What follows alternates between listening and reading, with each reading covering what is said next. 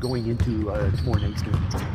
It was just good for us to get a level of understanding of how we wanted to start, how we wanted to start the game, how we wanted to start these 12 games in this journey in qualifying for the World Cup. So I thought that the guys did a pretty good job in terms of preparation. There were some things we tried to clean up today to make sure that we don't make the same mistakes today. Next game, sorry. And following up with that question, your evaluation of the upcoming competition as well. Yeah, I mean, obviously, we're really worried about their transition. They're a really athletic team, so we feel that if we can, our offensive floor balance is going to be important to make sure that we know where we are. Guys that need to get back. Take fouls when we need to, and really try to slow them up because they're a pretty talented team when they get in the open court. So really starts offensively with our efficiency, taking good shots, floor balance, and the rest should take care of itself. Coach, general question about the program. What did Jordi Fernandez bring to the program that you can carry into this new stage with Coach Herbert? Each coach has been here. Fortunately for me, I've been around for a bunch of coaches, from Jay Triano to now Lady Gordy. This is my second time coaching underneath him. So each coach has been able to bring a wealth of knowledge, a wealth of experience. And for me, I try to take a little bit of something from every coach to try and help the program and try to help the younger coaches move up in this country.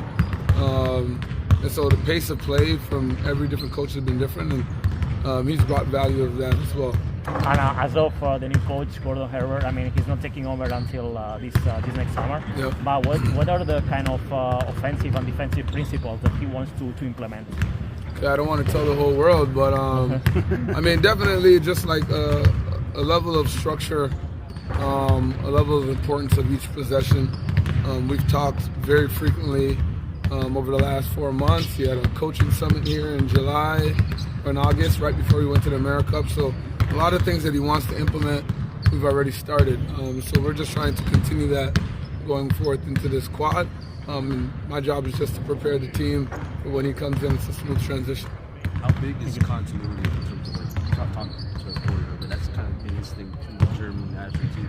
How much has that been a thing? Conversation with him about that? And I guess you're also telling that to the players too as well. Yeah, I mean, continuity has been huge. I mean, it's big that Gordy's been a part of our program before, and we've also picked players within this window that have been a part of our journey before as well. So what we're trying to do is kind of anything that we've all learned as coaches and gotten better over the last 4 years is implement that now. So each practice is a little bit easier, each preparation is a little bit easier. So this is just the beginning stage of it, and we know there'll be possible growing pains, but the continuity and everybody liking each other is the first part, and that really helps us. Yeah, and I was going to ask about Marcus Scott. You've seen him grow over the years. Yeah. Jam. What's been like the most impressive in terms of his growth and maybe some global jams? Yeah, I mean, the decision making at the full-time point guard position has been on display. Whether he's come off the bench for us at the senior level and whether he started, he's been able to be very productive and made really good decisions. He's helped our bigs. Rolling is a really good lob passer. He provides shooting and scoring prowess as well when needed, in moments of need.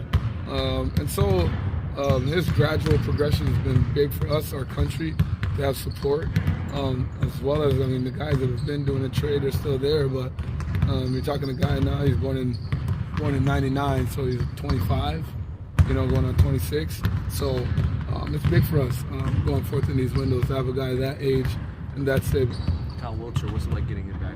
So obviously he was in AmeriCup and then a few years didn't play, but yeah. What's it like having his veteran presence? I mean, the veteran presence is important, the experience is important, understanding the Americas and what comes with it in terms of the officiating, the other coaches, and for us just having a stable guy who can actually score the basketball consistently, space the floor, give us a different way to attack as well. Coach Jermaine Pfeffer's Network. In very early stages in the qualifying, regardless of who's on the roster as you go through this process, what principles are you trying to instill with this team and making sure that those carry over, regardless of who's here? A level of physical toughness, a level of preparation. The principles offensively and defensively, we talk a lot about tactically, and where we're at now is just the level of toughness that we want to implement every game. What does that look like? Are we touching guys every time they cross court? We're charting it. We want to know what our level of physicality is going to be every night. And that's the biggest thing for me, because I think if we can get past that part, we'll be better prepared. Starting games better is all the experiences are needed. I've always thought we've been tactically prepared, and we've tried lineups that allowed us to be more physical and things of that nature, but that's the biggest thing for me. Is there a specific identity that you're looking for out of this team right now? Yeah, toughness. People are scared to play against us. I don't want to be walking into a gym and feel like, oh, we're playing Canada. I'm like, no. You should be annoyed when you're playing against us. Offensively, defensively, annoying is big, and part of being annoying is being tough. A question about youth sports. I would say right now the attention to youth sports is at a level it hasn't been in quite some time, but you hear the news about McGill, they're cutting 15 programs. For yourself, having both a personal and professional relationship with youth sports, how important do you think the investment and the attention to youth sports is right now? And when you hear news like that about McGill, how damaging is that to establishments and programs like Canada basketball? Yeah, I mean, I think the youth sports level has produced levels of players for us at our national team, senior team for years now. The majority of our teams that's qualified for the World Cups have been those players. So to lose a program is unfortunate, but the attention to the youth sports level, with our coaches continuing to grow, our players continue to grow, the level is growing. You have more players coming back, playing from NCAA back, just raising the level, so it definitely helps us. As much as we can raise our floor per se, respectively, the better our overall country is going to be. So I'm really intrigued to see how we continue to grow. Coach. Yeah, I was going to ask you about the last game in the first quarter specifically, going with a lot of 2-point guard looks with Carr and Trevor Haynes, then we got into foul trouble, subbing in Keza early. What made you go to that alignment with 2-point guards on the road to kick off the World Cup qualifiers? Just thought it was the best way for us to handle the basketball. Give us our best chance to offensively be good to start the game. Felt like those guys have had experience. I mean, the other guy could have probably went with another big win. But anytime we haven't started well is because we possibly turned the ball over and we haven't scored the basketball. So I think it's very important for us to make sure that we have good starts with good ball security. Yeah. Last question, guys. Yeah, thank you. Yeah, Coach, you mentioned continuity before. If we talk about continuity, for example, you see the European national team, they have the opportunity to play every summer to create chemistry. For example, you have Canada, you won't be able to play, let's say, the primary roster until the 2027 summer. I know that the solution is not easy, but I don't know, have you had conversations about it, about how to create even more continuity and chemistry? Yeah, I think the whole thing is just about making sure the guys are aware of what's going on within our country, within our program. The communication stays very solid throughout, and management does a really good job of that.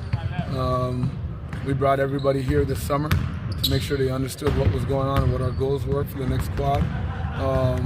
And we look at it as one big team. Even in the World Cup previously, half of our roster were guys from our World Qualifiers. Even in the windows leading up, there's so many things that happen with contracts, injuries, and situations that you just never know.